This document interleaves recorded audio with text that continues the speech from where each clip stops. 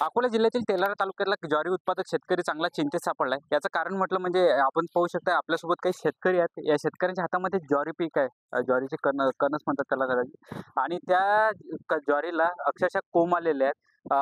ज्वारी काळी सुद्धा पडलेली आहे। गेल्या काही 2 दिवसात पाऊस झाला होता आणि या पावसामुळे ज्वारीला कोंब फुटलंय। शेतकऱ्यांचं मोठं नुकसान झालेलं आहे। जवळपास हजारो रुपये खर्च केलाय, मात्र आता मुद्दलही निघत नाही अशी परिस्थिती या शेतकऱ्यांसमोर आली आहे। आपल्यासोबत काही शेतकरी आहेत, तरुण शेतकरी आहेत। म्हणजे काय शेतीचं नुकसान झालंय, काय ज्वारी पिकाची परिस्थिती असते? मागच्या काही दिवसापासून संततधार पाऊस चालू होता, त्याची सोंगणी केली आम्ही 4-5 एकराची। आणि जेव्हा हे पडून होतं, तेव्हा पडून आल्यावर संततधार जवळपास 2-4 दिवस लगातार पाणी आलं। जेव्हा याला काढणीला आणि या खुळणला टाईम आला, त्या खुळणच्या टाईमवर याला पूर्ण कोंब आलेले होते। 4-5 एकराच्या याला जवळपास 90% याला कोंब आहेत। आणि हे कोंब आले असताना याचं काहीही होऊ शकत नाही, याचं पीकसुद्धा निघू शकत नाही। याला काढणी जरी करायला झालं तरी एवढी काळपट ज्वारी येत आहे।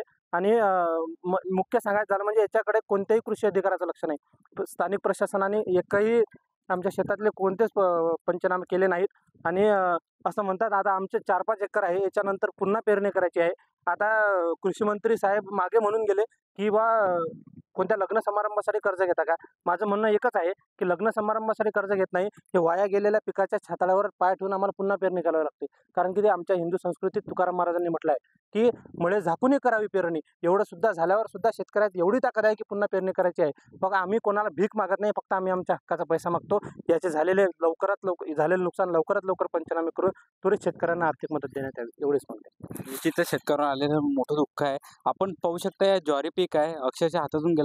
तुम्ही किती एकर ज्वारी लागवड केली होती आणि काय परिस्थिती आहे आता? हे कोंब वगैरे किती हातात आलंय पीक समजा? जवळपास 4 एकर ज्वारी होती माझी।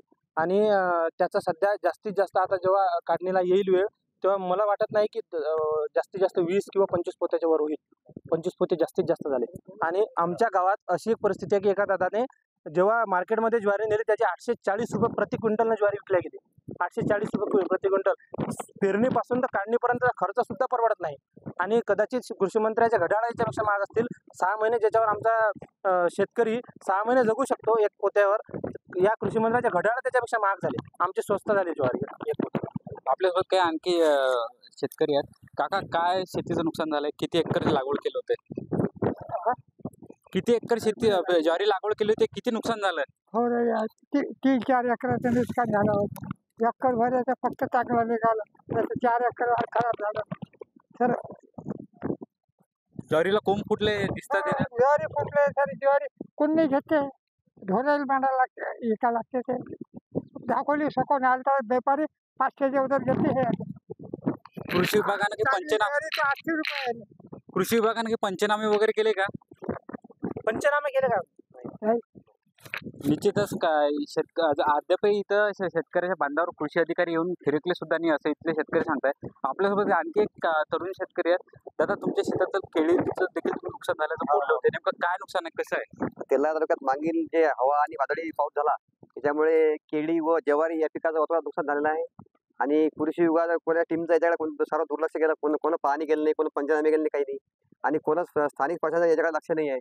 त्यामुळे शेतकऱ्यांना आता काय करावं हे एक शेतकऱ्यामुळे एक संकट उभं झालं बोलतो। तुम्ही कृषी विभागाला कळवलं होतं? हा, कृषी विभाग वेळोवेळी काय कळवलं, पंचनामा करा, पण आम्हाला वरून काही ऑर्डर झाली नाही पंचनाम्याची। आता इथल्या शेतकऱ्यांची एकच अपेक्षा आहे की बा कृषी विभागाने इथे यावं आणि पंचनामा करावे आणि नुकसानाची भरपाईची मदत करावी, अशी इथल्या शेतकऱ्याची अपेक्षा आहे। अक्षय गवळी, साम टीव्ही न्यूज, अकोला। देश विदेशातील प्रत्येक घडामोडींचे लाईव्ह अपडेट मिळवण्यासाठी आता साम टीव्हीच्या सर्व सोशल मीडिया प्लॅटफॉर्मला लाईक, फॉलो आणि सबस्क्राईब करा। तसंच सर्व नोटिफिकेशनसाठी बेल आयकॉन प्रेस करायला विसरू नका।